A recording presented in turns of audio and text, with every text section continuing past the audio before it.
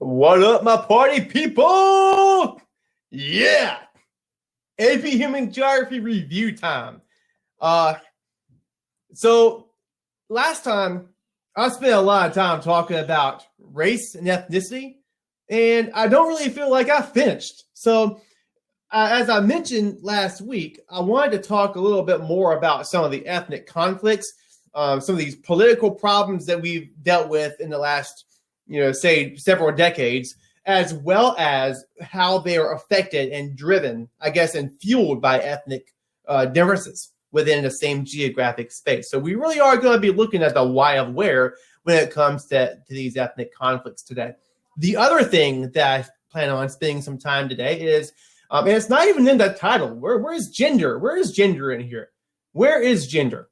Here's the thing: if you teach AP Human Geography and you're new to the subject as a teacher, just telling you guys from the standpoint of a new teacher, which is not me, but like some new teachers, struggle with where does gender fall in the topic of AP Human Geography. Well, the answer is everywhere. Gender is all over the place. You've already talked about immigration. You've already talked about a little bit of culture with religion. We're going to spend a little bit more time today looking specifically at how gender, how I guess social definitions of gender affect place, and we're going to look at it from a spatial standpoint, looking at different ways that gender is interpreted and understood across the earth. So we're going to spend a little bit of time looking at that. You will see this stuff again once you get into development. I'm sure that your teacher is going to tell you some of the things that we're going to look at today. I don't know if we're going to go the full hour, but hey, you know me, we probably are. We'll see. So here's what our objectives are today. Oh, by the way, if you guys have any questions at all, it's a small group today. Feel free to put them in the comments. You can ask a question if you want. Something else I want to make sure I said to everyone is that you see that live AP Human Geo Kahoot 1220. We're going to be doing a big, like, grand review type thing. I'm hoping to get some big numbers for this, okay? This is going to be the only free event that we're going to have this entire month. And so if you want a little bit of extra exposure at no cost to you, join the Kahoot. Tell your friends. Obviously, you guys hopefully have a lot of friends that can benefit from this. All your classmates, get them involved so we can have big numbers for that. So I was hoping to be able to really get them up there. Today, we're going to talk a little bit about understanding ethnic conflicts. Particularly, we're going to look at the Balkans. We're going to look at Sudan. The newest country on earth today is South Sudan. We're going to talk a little bit about that split, the divisions, the ethnic divisions that exist between North and South, and as well as the ethnic divisions within South Sudan itself. And then we're going to look a little bit at Rwanda. We're also going to spend some time looking at gender in geography, division of labor by gender, and women across the globe, looking at a few countries such as Saudi Arabia, Afghanistan, India, to name a few. Let's get started. What are we looking at, ladies and gentlemen? One of the first things, I didn't say this yet in the course. You guys didn't get me early on, but one of the first things I always tell my students to do when you see a map, before you look at all the pretty colors and all the words or whatever, you always want to look at the title of the map. That's just the first thing you want to do, because oftentimes the topic of the map is discussed in the title. What we're looking at here is ethnic diversity of the former Yugoslavia. When we use that word former, that means it ain't there no more, okay? This region is known as the Balkans. It is known as the Balkans. Geographically, it is technically the Balkan Peninsula. But what you're looking at here, and this here is where the Greeks were. You see Greece is down here. So in world history, you might have studied ancient Greek civilization. All this is the area where the Greeks were. In the 1900s, it has been occupied by a huge slew of different kinds of ethnic identities. The ones over here tend to also be Orthodox Christians. We talked about religious branches a couple of weeks ago. Over here, they tend to be Catholic Christians. In Bosnia, they tend to be Muslim. And in Kosovo, you've got Albanian Muslims here. So they're Muslim there as well. So you've got religious, you've got ethnic, you've got linguistic differences. Man, you got the whole mix involved here when you're looking at the former Yugoslavia. So as you might can already expect, it doesn't end well for Yugoslavia politically, okay? Let's talk about it. Yugoslavia is a super diverse ethnically diverse, linguistically, religiously diverse region. It was held together by this guy here. His name is Tito. He is a dictator. He was a communist. Now, here's the thing about this period we're talking about, like the mid-1900s. Yugoslavia was a standalone communist state, kind of like Russia and China, or the Soviet Union and China. These guys were not controlled by the Soviets like the other Iron Curtain states were. They were kind of doing their own thing and were like a standalone communist group. Under Emperor Tito, as well as with the communist doctrine in and of itself, promotes complete equality. There's no room for national differences among groups. So if you look at, for example, some of the differences between Hitler's Nazi Germany and Stalin's Soviet Union, and you're like, well, they're both dictatorships, that they're all the same to me. We're going to talk more about this in political geography, but they're not the same. In fact, Hitler and the Nazis, they were nationalists. Soviets tend to be, everyone is going to be a worker and everyone's going to work for the greater good of everyone.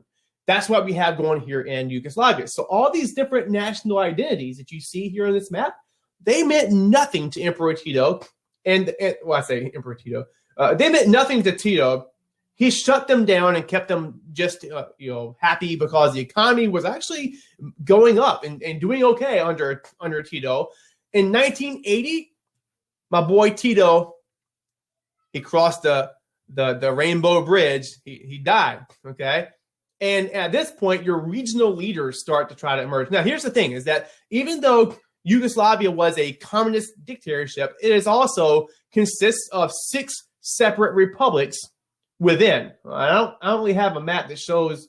I have this map that shows. So Croatia, Bosnia Herzegovina, Serbia, Vojvodina.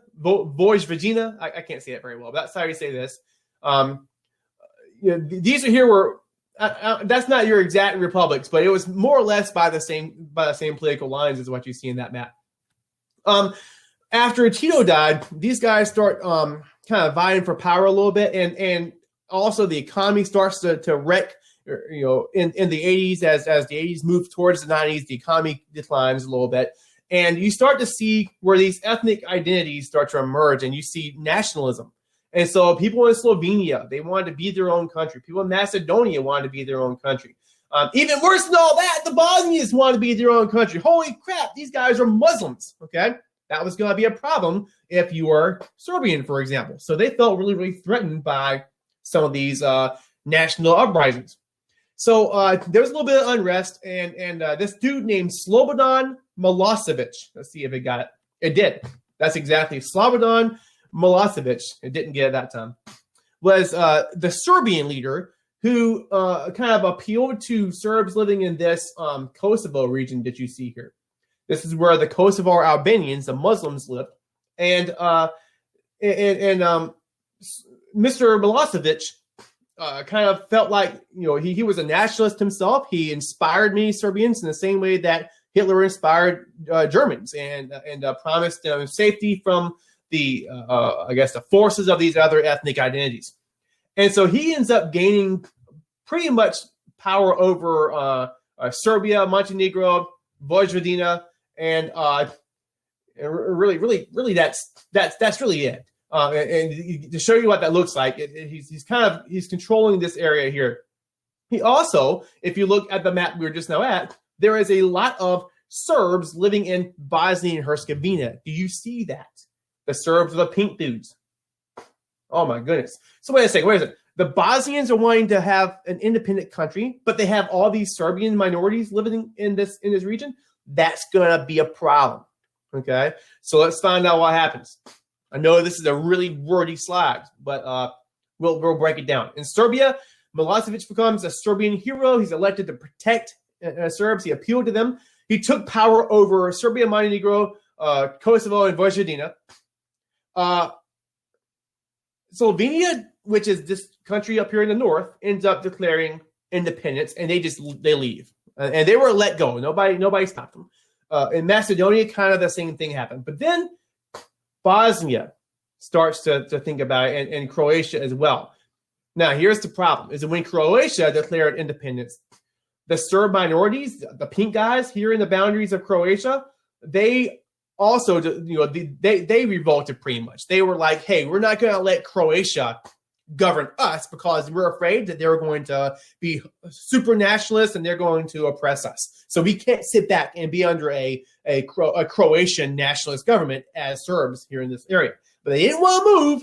They thought that they deserved to be there. So same thing starts to happen in Bosnia. When Bosnia declared independence, it was a problem because large numbers of Serbs and Croats lived in that region. Both wanted to partition it. They wanted to break it apart. So the Serbs didn't want to be part of Croatia.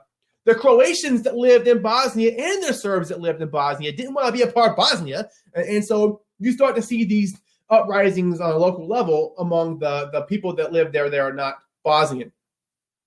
And so obviously the Serbian government under Milosevic decided they want to create a greater Serbia, which is essentially the same concept as Hitler's Lebensraum. Hitler wanted living space, Lebensraum, for all of his people. So anywhere that Germans already lived, he starts conquering them and keeping that land for Germany. This is how he gets Czechoslovakia and the Sudetenland and the areas around Germany that he started to conquer leading up to World War II during the appeasement era. Well, that's the same kind of thing as what's going on here. So anywhere that you see Serbs, the Serbian government started to kind of sponsor and support them, not outright directly, but they would support these Serbs as they fought against the Bosnians. And so you see all these atrocities on all sides. Sick, crazy stuff was happening, but the worst of it was done by the Serbs towards the Bosnians. Right, so you start to see really ethnic cleansing. Essentially, we're going to talk more about that in just a second. In 1994, Croatia was coerced to stop the war with, that's in 1994 is what I meant to say. I don't know if I said it or not. They stopped fighting with Bosnia under pressure of the West.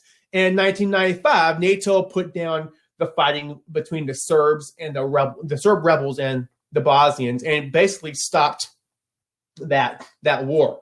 And this right here is where the borders lied after the fact. So Serbia at this time, all that was left, if you want to call it Yugoslavia, all that was left at that point was Serbs controlled what you see here.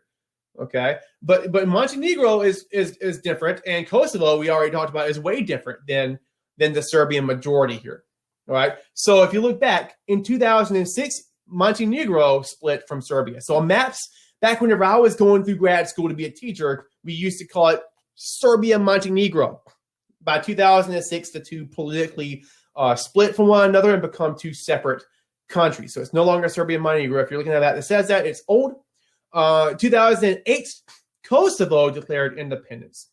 All right, now here's the thing about Kosovo. Man, we're going to talk more. I can't get too into this because we're going to hit this hard in the coming weeks. But this little thing that we're going to talk about in political geography, you guys may be there already with your teacher, called sovereignty, okay? Which means basically the power for a government to control whatever happens within its borders without the influence of others. Well, it might look like Kosovo is its own place. It was an autonomous region, in other words, kind of a self-governing area, but it was still very much part of Serbia. You can see the red outline shows you what was part of Serbia on this map. So is it okay for the people in Montenegro to split away and say, hey, we're going to be our own country now in 2008? Well, we didn't let that happen when the South tried to split from the North in the United States, right? Did we do that? No, we did not. So one thing that the West continually said as they left NATO presence in Kosovo is that we're not going to. We're not. This isn't a takeover. We're not going to take these guys away from Serbia. The Russians were freaking out. They were like, oh, we can't let the West come in here and impose their will on this territory that belongs to Serbia, and by the time NATO left in 2008, Kosovo straight up declared independence. Really, it's very similar to what the Soviets recently did, if you really think about it, in Crimea, which is the southern peninsula in Ukraine. So in the same way that in the late 2008, we kind of facilitate this independence movement in Kosovo, and then we recognize Kosovo as a country. Most people in the world do not. Okay, so it's not an official country by the UN standards, so you should not see Kosovo as an independent nation on most maps. So know that Kosovo is still part of Serbia, but they consider themselves to be their own thing. Just like we don't recognize Crimea as part of Russia. In practice, it pretty much is, because no one can stop them from having taken it. So we're gonna look more at these political issues as time goes on. We get more into political unit. Right now, I want to focus mainly on the ethnic conflicts. Okay, looking just at ethnic. So once again, Bosnia is a hot mess. As a Bosnia, the Balkans is a hot mess of ethnic diversity, and time again throughout the 1900s, you would see this area called the powder keg. Okay, even leading into World War I, it was really because of Serbian nationalism that you see the Archduke get assassinated by a terrorist, essentially, who represented the Serbian nationalists. So even this ethnic diversity is part of the reason why World War I even occurred. So all throughout 1900s, you're seeing this ethnic unrest, except for when Tito had things under wraps under a communist regime. The word balkanization, if you're taking notes, I would write this one down. You're going to see it again. The word balkanization, because of how much of a powder keg the Balkan region is in general, that word means the process by which a state breaks down through ethnic conflicts. All right. So if you talk about a Balkanized region, it is going to be a term that refers to an area, a geographic region that breaks down due to ethnic differences. So that's how big of a deal the Balkans is as an ethnic hotspot. I guess as a ethnic powder keg, is that there's actually a word now centered on that geography that means for a country to break down due to ethnic diversity. If peace comes to the Balkans, it will be because ethnic cleansing worked, tragically. I'm not really sure where that quote came from. It may have very well have been put in by, I adapt PowerPoints all the time, and I put things from places, and I don't know where. Maybe I wrote it down. I used the word quotes and worked in quotes. But what the quote is trying to say here, and what we mean by this little statement, is that the differences are so great, and the identities and the nationalities are so great that people are pretty pessimistic that they're ever really going to get along in such a tight geographic region, unless one of them is to be removed from it. The other, and I think I've got ethnic cleansing in here. There it is. So we're talking about that in just a minute. First, why we're looking at here. You can't see the title, I don't think, on this map. We're looking at Sudan. This is a map of Sudan. Now, in 2011, the world's newest country, South Sudan, becomes a thing, and it follows these boundaries right here. All right, so all of this is going to be the political country of South Sudan. Same here. So it actually is labeled as South Sudan on this map. And then here is the Republic of Sudan. It's not North Sudan. Don't call it that. Please don't call it that. If you do, don't tell them that I told you that. But you've got Sudan and South Sudan. What do you notice about this map? The one on the left is showing ethnic identity. The one on the right is showing thought it was religion. I can't see what it says, but I believe that's religion. And here's the thing too, you gotta know, is that the ethnic diversity and the religious diversity and the linguistic diversity is somewhat interrelated. Now, in the north, simply put, you have predominantly Arabs, and they speak predominantly Arabic, and they practice predominantly Islam. So almost everyone up here is going to be Muslim. All right. That's why you see very few color differences here, except for in this western region we're going to talk about. And then over here at the bottom, oh my gosh, it's a hot mess of ethnic diversity. I hope y'all can hear me okay. I have my mic over on the side. I hope y'all can hear me okay. My transcript is picking it up. So here's the thing. In the South, very, very ethnically diverse. They are ethnically Black African. All right. And in the North, they are ethnically Arabic. In the South, they also practice a mix of Christianity and like tribal or indigenous animist type religions. So there's a lot of difference just within the South in and of itself. But they could all agree that they are ethnically and religiously different and linguistically different from the North. All right, let's look at the slide. Sudan is super diverse. The North, like I said, is mainly Arabic. The South is mainly Black. Sudan has been at civil war off and on, but ever since 1983 to 2005. Now, to give you an idea, I was born in 1983, so almost my entire life, they've been fighting what I believe they consider to be the second civil war in Sudan. What we're looking at here is essentially the control of oil. Who gets to control oil between the North and the South? And I know it's kind of oversimplifying the process, but it really also is centered on that. So let me give you an idea. In the South, there is a lot of oil. It exists in the South. It's not so much in the North as it is in the South. But over here, you've got this area called Port Sudan. You know, seeing that? There's a port in the Mediterranean. If you want to trade with someone, what do you need? You need a port. So the oil, these guys can have all the oil in the world, but they ain't going to get nowhere if they can't access the water, and they are landlocked. What the heck? So they must ship their oil into the Port Sudan. Well, here's the thing. This here is Khartoum. Here it is. This is what it looks like. Khartoum is the capital of the Republic of Sudan, and it's controlled by Arabs, who also control the Port Sudan. All right, now you see where I'm going with this? The Arabs are like, oh, okay, well, we've got all this money, mainly from the Chinese, which is the main people they're selling the oil to. And why in the world, if they have all the money in their hands, why are they going to give it to the South Sudanese and be like, oh, here you go, have handouts? They want to keep that dough for themselves, so they ain't going to share. And it causes major problems. So the Arabs in the North are prospering greatly from the really single economic activity that is productive in Sudan, and that's oil. But the South Sudanese are the ones who have all the oil, and they're getting pretty mad about this. So they start to kind of rebel and fight against the Arabs. And this here is what causes the civil war. And it really is along ethnic lines. The Arabs kind of prefer themselves and at the expense of the Black ethnic Christians and animists in the South.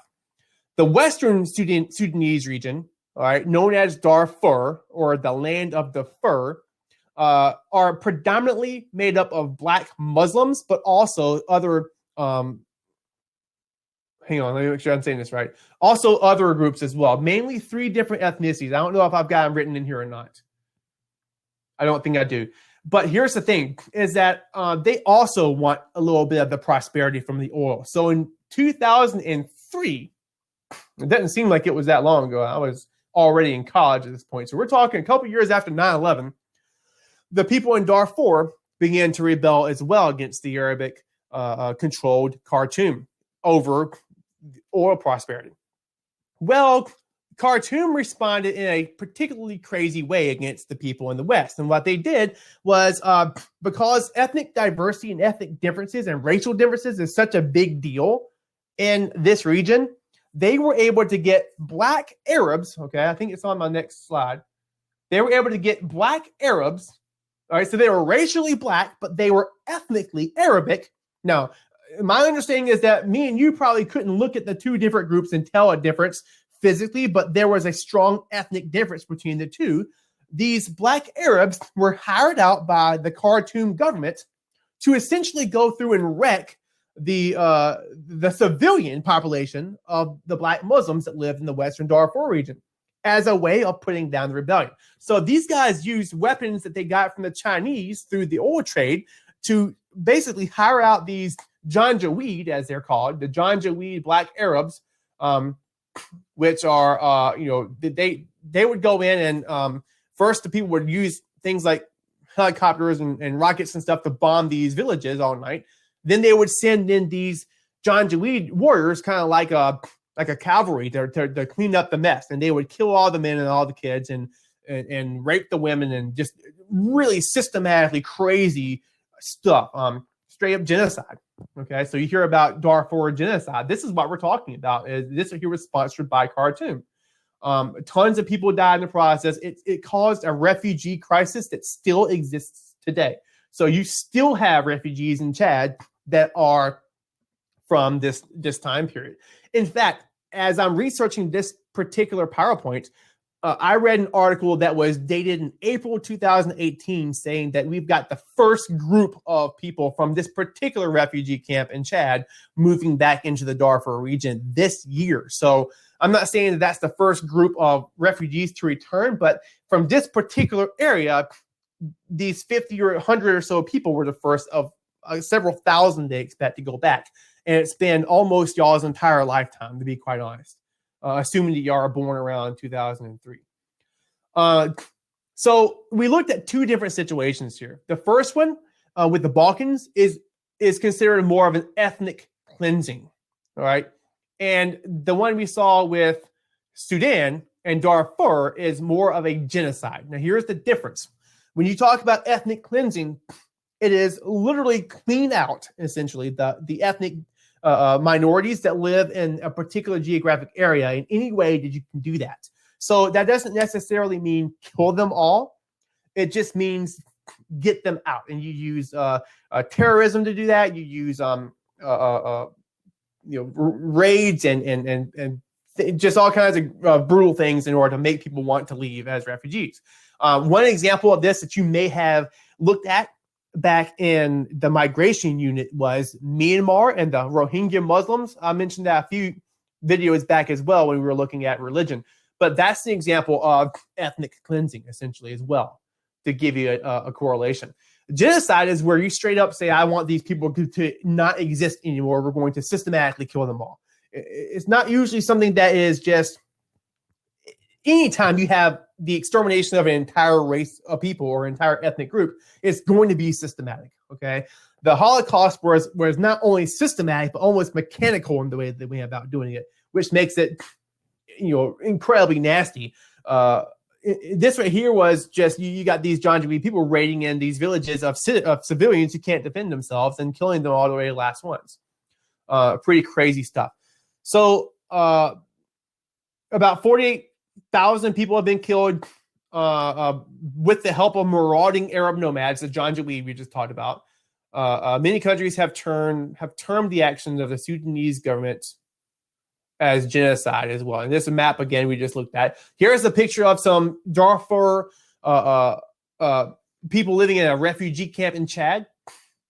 Now, this situation doesn't just end with Darfur. And like I said, we're still we don't hear about this in the news because it's been so old and so tired. People don't want to hear about it anymore. I mean, honestly, I hate to say it. There's a lot of things that happen in the world that are still going on that we kind of close our minds off of because we look at new news or things that politicians and presidents are talking about that usually doesn't involve African countries like Sudan.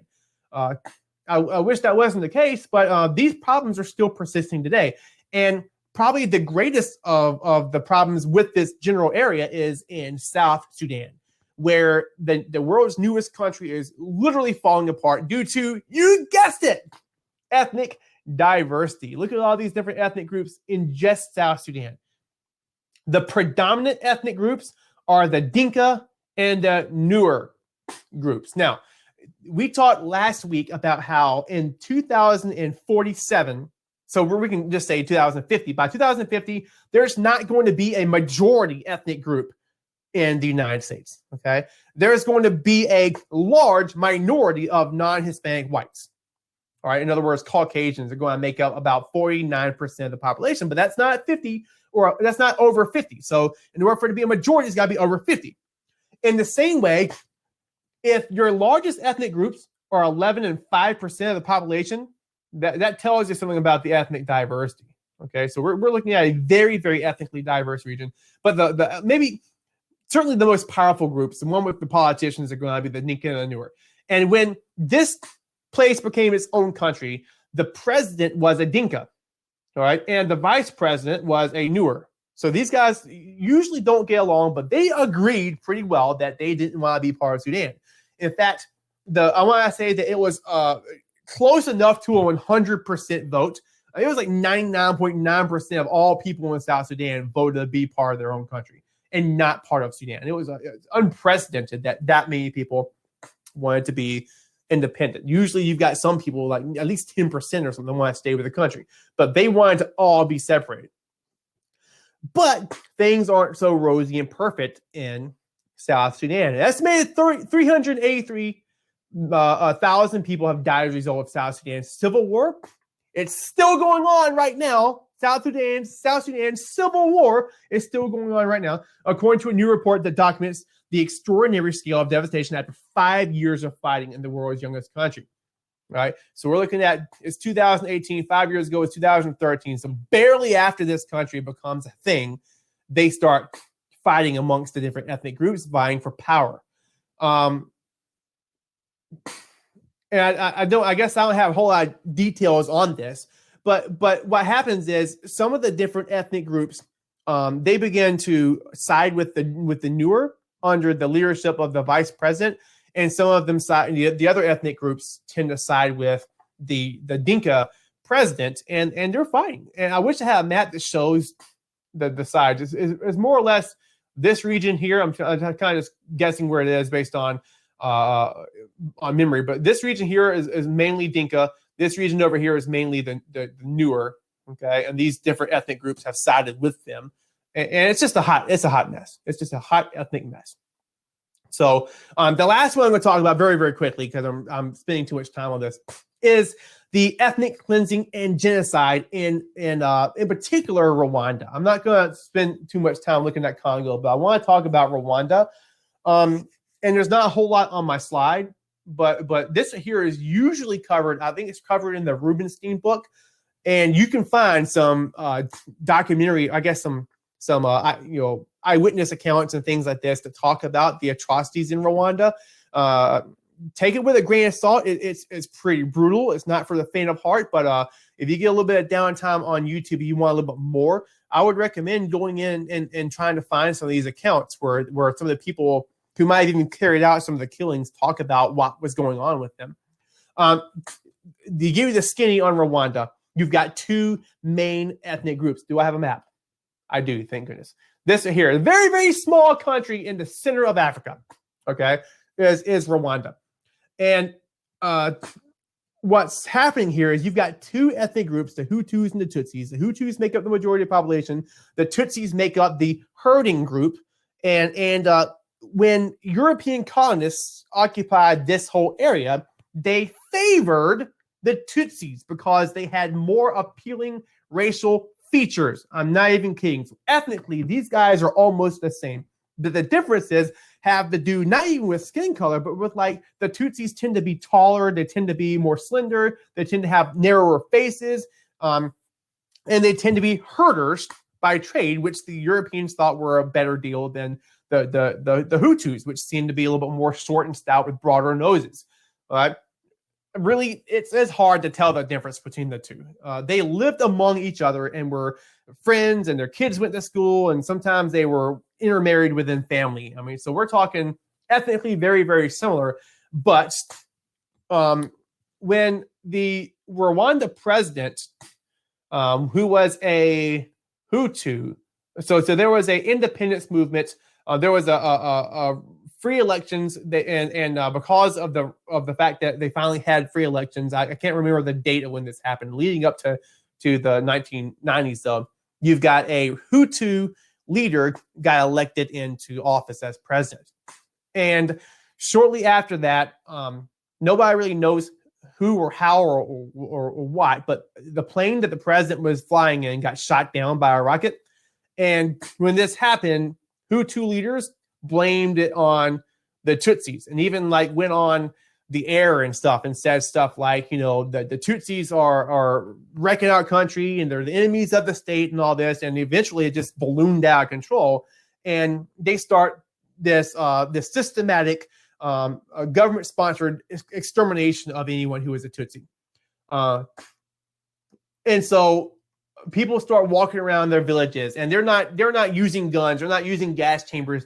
They're literally using machetes and clubs and stuff like that. They take a stake and wrap barbed wire and things like that around that. They would walk from village to village in large mobs and literally kill their neighbors and kill their family and kill the the kids that they went to school with and things like that. There was accounts where they would lock people inside of a church and burn it up, just to kill them all. Just really nasty stuff that I don't know what could possibly possess a human being to be so, I guess, taken over by pure evil. But that's what was happening here in Rwanda.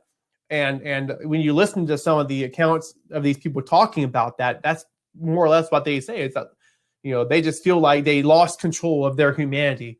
And it resulted in, I want to say just shy, I don't know if the numbers are off the top of my head. I don't want to say it's just shy of 1 million people straight up killed by this particular genocide that lasted within like a 7 or 8 month span, if even that long. It was it was nasty. It was brutal. The West was very, very slow to react. That was in the, I want to say it was 1994, the early 90s when that was going on as well. Very similar in time frame to what was happening in the Balkans. Let's see, 19th, 20th century. Okay, yeah. So this look at that. This map right here speaks to why there are so many of these ethnic conflicts. Africa is very different geographically and culturally than any other region on Earth. When we look at Europe, we get the same kind of an idea about geography as what we had growing up in school. When we look at all 50 of our little states and they're all cookie cuttered out and nobody really cares because, we know where one state ends and one state begins. And in Europe, they follow the nation state model where the French people speak French and are Catholic and all get along. The British are British and all speak English and all get along. The Germans all speak English and are all Protestant Christian and they all get along. Well, that mold didn't work here, but yet it was decided by Europeans at the Berlin Conference in the 1800s that that's how they were going to divide the political lines. So you can see the political lines that the European countries essentially decided on. And then you can see the ethnic lines that exist within. It depends on what the source is you're looking at. Whenever I go to a Baptist church in South Carolina. Hey, what do you know? Baptist from South Carolina. And one of the people who spoke the sermon last week is a missionary that we send off to this country here called Lesotho. And he was talking about part of the reason why he goes to Africa on mission trips is because there are almost just shy of 1,000 different people groups that are measured by their ethnic diversity within that continent alone. And really, if you're looking at other measures of what an ethnic group is or an ethnically diverse group is, some of these different places say that there are more than that. There's thousands of different ethnic groups. Linguistically, you've got the most linguistically different place on Earth. We talked a little bit about that a few weeks ago. About 2,000 different languages in Africa alone. So we're looking at a very, very diverse area. And in Nigeria, for example, I don't think I put it up here. In your Ruben, if you use Rubenstein, there's a map of Nigeria that shows the ethnic diversity there. So many different ethnic groups are going to be controlled politically by the Nigerian government, which is going to be essentially one of those groups. All right, that's just one example of why there's so much unrest in these areas, because there's so much ethnic diversity, and the governments can't really appeal or appease all of them. Another thing I want to point out here is this transition zone. All right, Africa is geographically different in the north than it is in this area. If you study the different climate areas, this is the desert. Around this area near the transition zone is going to be your savanna region, and then you got your rainforest, more savanna, more desert essentially. This transition is both a geographic transition zone and, as you can clearly see, an ethnic and cultural transition zone as well. And what you have right here, that is South Africa that we just looked at. It lies right along this transition zone that separates it not only geographically, but also ethnically. That's the reason why I wanted to show you this. We are truly looking at the why of where here. Okay, so that took a little while, but it's all good stuff. It's all things that you guys need to know. I want to spend the next the next 20 minutes that I have, if I even take that long, looking at gender. And we're going to try to move along a little bit more. But just like last week when we looked at race, and I told you it was a social construct. In other words, it is defined by different societies in different ways, depending on where you live. So is gender. Holy junk. No, wait. Even the idea of how we define gender is socially perceived. Okay. Gender and sex, for example, the two words are used interchangeably, at least in the South where I'm at. But intellectually, gender is not the same as sex, which is a biological. Sex is going to be you're male or female. Gender is socially constructed because we decide what is going to be masculine and what is going to be feminine in our own societies. And I'll give you examples of that in just a moment. To take it another way, or I guess I'm just going to straight up read these definitions. The range of characteristics, this comes from Wikipedia actually, the range of characteristics pertaining to and differentiating between masculinity and femininity. This one here comes from the Aaron Foberg book. A culture's assumptions about the differences between men and women, their characters, and the roles they play in society and what they represent. That right there points like I've never like anything I've ever seen to the fact that this is a social construct. Let me prove it to you. Over here, now I'll tell you how I found these pictures. I Googled boys playing with toys, and I get boys playing with toys.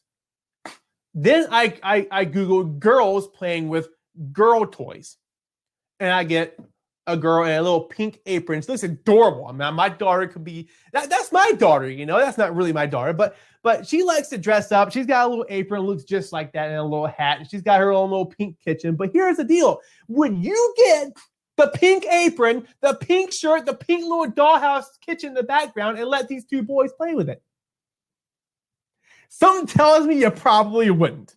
Not that there would be anything even wrong with that, but you don't see boys playing kitchen with pink utensils and pink aprons and pink hats because that's what girls do. Oh my gosh. Would you let the girl play with the car toys? I don't even think we need to answer that. Yes, I think that my daughter loves things like this, and I love to have her play with these things. But that right there shows the point I'm trying to make, and that is that the idea of what is masculine and what is feminine, in other words, what boys should do and what girls should do, is socially constructed because girls can play with boy toys. We're okay with that because we think, oh, she's such a tomboy. She's going to be my little sports player I never had. I got nothing but girls. I'm never going to have pro football players in my family unless my daughter goes and plays. So we're cool with that, but we're not cool with boys playing with girl toys. Girls can play with hammers and kick football, and we think that's great and they can do whatever a boy can. But do we buy American Girl dolls for Bobby so that he can learn how to braid hair? These are the shows just a few of the shows on Netflix that me and my 6-year-old have spent a lot of time watching recently. And when I say recently, like we put down the whole Voltron series over the summer break. We watched The Dragon Prince first season whenever it came out. We've watched She-Ra several times in the last couple of weeks. This here is the Equestria Girls, they kind of like My Little Pony spinoff. And then Tinkerbell movies, man. I mean, they're your go-to when you got babies and you're getting sick of seeing the same thing, like Dora the Explorer and Little Einsteins and all that. So my daughter has watched all of these things. But once again, if I had a son, do you think he would? I probably wouldn't be watching My Little Pony and Tinkerbell with my son. I can't really say. I don't have a boy. That's the point I'm trying to say is that sometimes there is a standard, a social standard of what we define as okay for boys versus what's okay for girls. And that doesn't just stop at what kids do when they're kids. If you literally Google cheerleaders, I did this last night. I Googled cheerleaders, and that right there is what pulled up. A bunch of really pretty girls cheering. Then if I Google male cheerleaders, you can see I Googled male cheerleaders. I've got a few that I think are maybe legit. I don't really know. But then I've clearly got a joke. This is a joke, okay? Bunch of dudes, just masculine, scrubby, chubby dudes dressed up like essentially girls and going on the field. Here you have it again. So if you Google male cheerleader, you literally see about a third of the pictures and images that come up are jokes. Again, showing that socially we have a problem with, or I guess it's not perceived the same with male cheerleaders as it is with female cheerleaders, which is the expectation.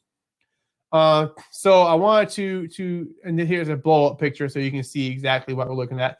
This guy here at the bottom, I'm not sure exactly what he is, but he looks goofy, so I counted him as one of the jokes. Again, wild strawberry crystal light, girly, man, that'll change your life. That's my drink. That's my drink. I call it my crack juice because it's got a little bit of caffeine in there. I'm totally addicted to it. I drink it all the time. You even see gendered spaces. Okay, you even see gendered spaces. What I mean by this is that geographically, there are some areas that take on a feminine or a masculine type of persona because of what it's intended for.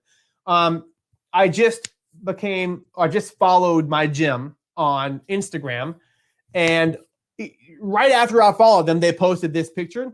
I go to the gym every single day and I work out, and I've been in all parts of the gym, and usually I stay on the floor and just do my thing. But this right here is a cool little area. It's called the Women's Sanctuary. I ain't never seen it. I have no idea how you get to that. You have to apparently go through the women's locker room.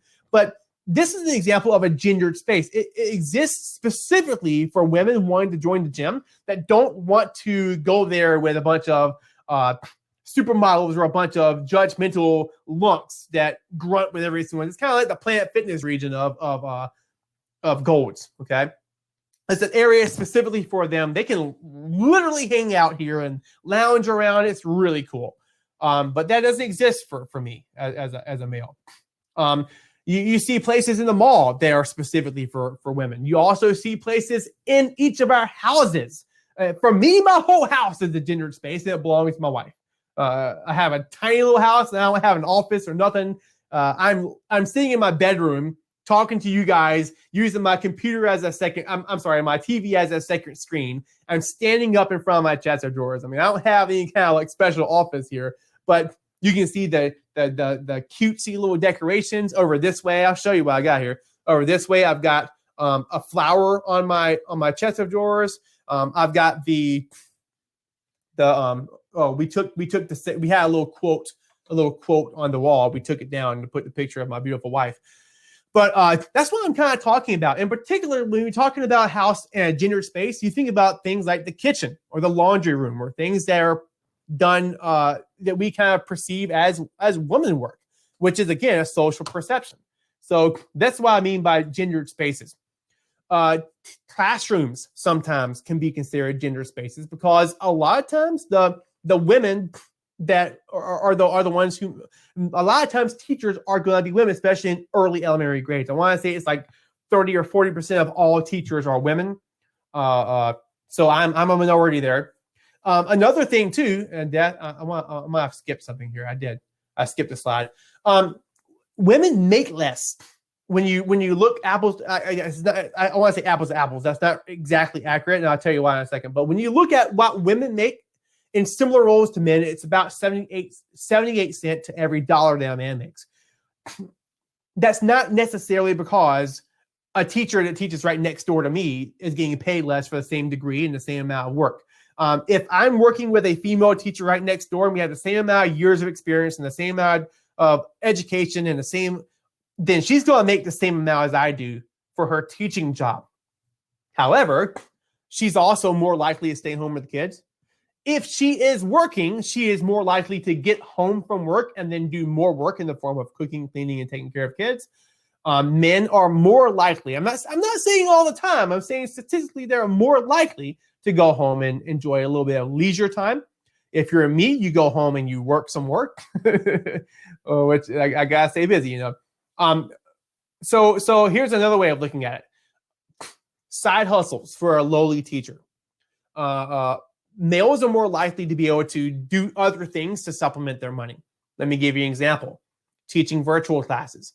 If I'm not going home as a man and taking care of my kids because my wife is going home and taking care of the kids, I'm more likely to be able to make more money teaching side classes. I can be a cardio instructor at the gym. I can work as a summer camp counselor. I can drive for a limo company during spring break. I can be a coach. I can facilitate AP Human Geography reviews on Thursday nights.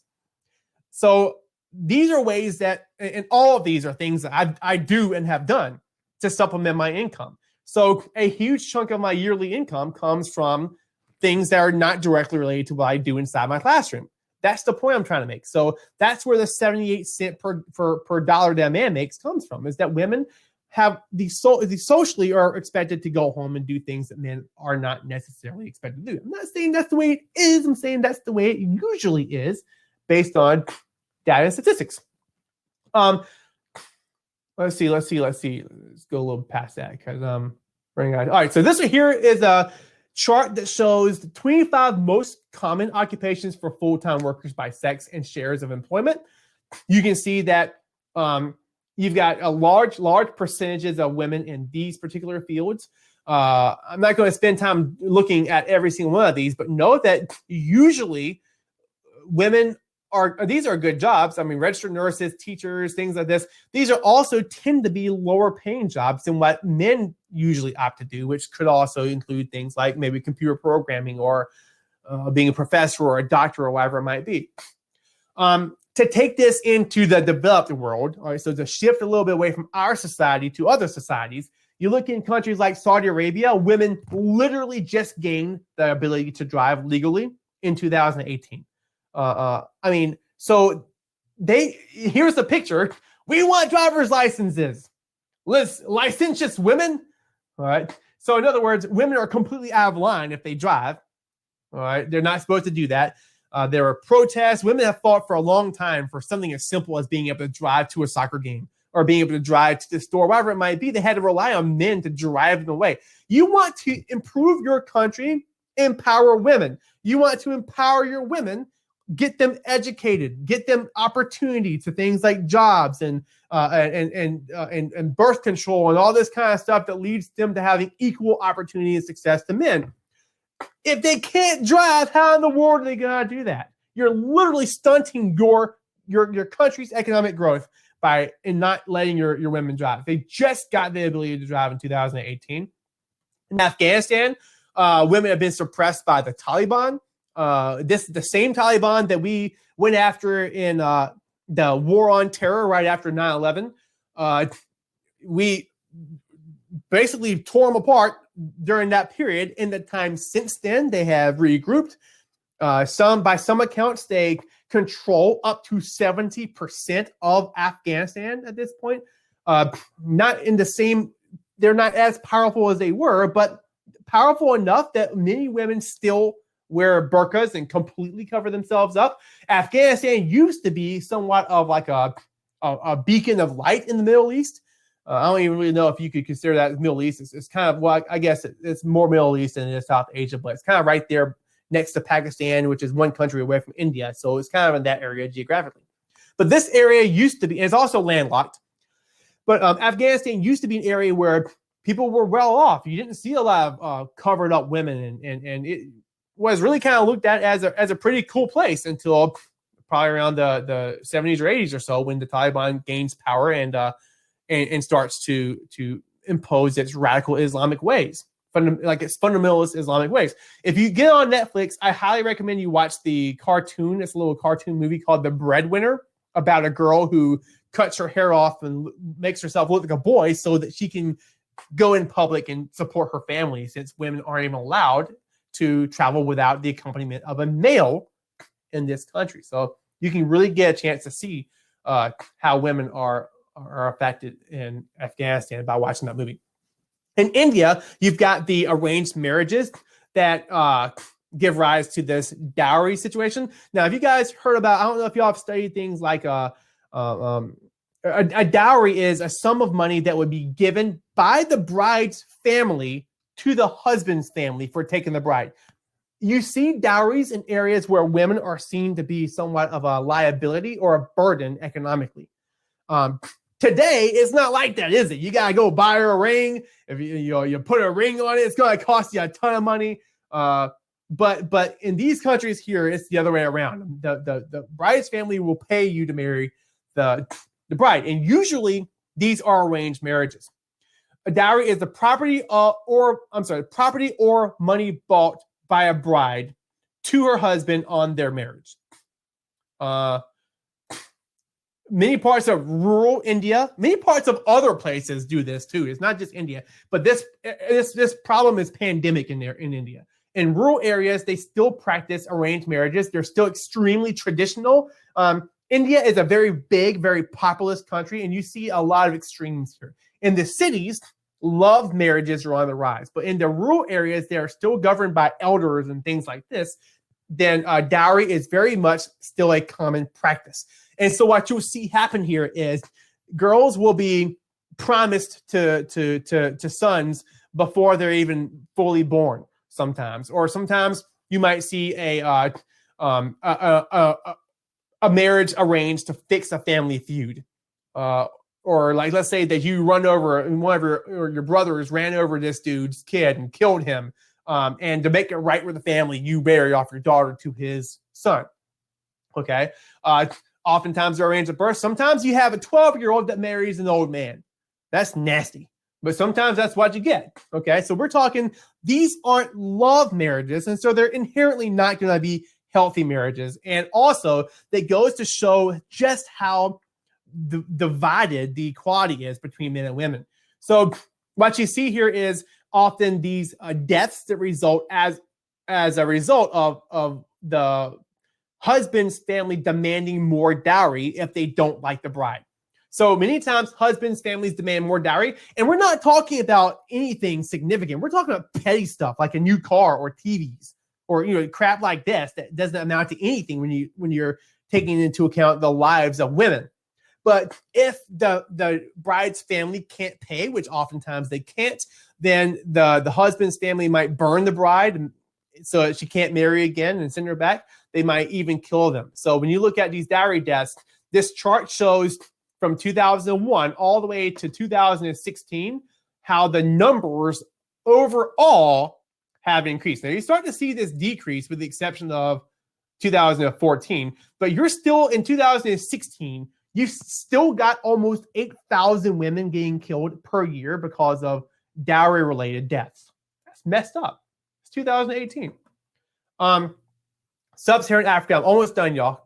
Sub-Saharan Africa, women do most of the agriculture in this area, yet they have the hardest time getting access to land in their name. They have hard time getting capital. If you guys study economics, capital is going to be the money and tools that are required to be productive in your business. If women can't get loans, how can they do better business? So therefore, you have an issue where I was just watching a video. Women tend to be 30% less productive in agriculture in Africa than men, and yet they're the ones doing the majority of it.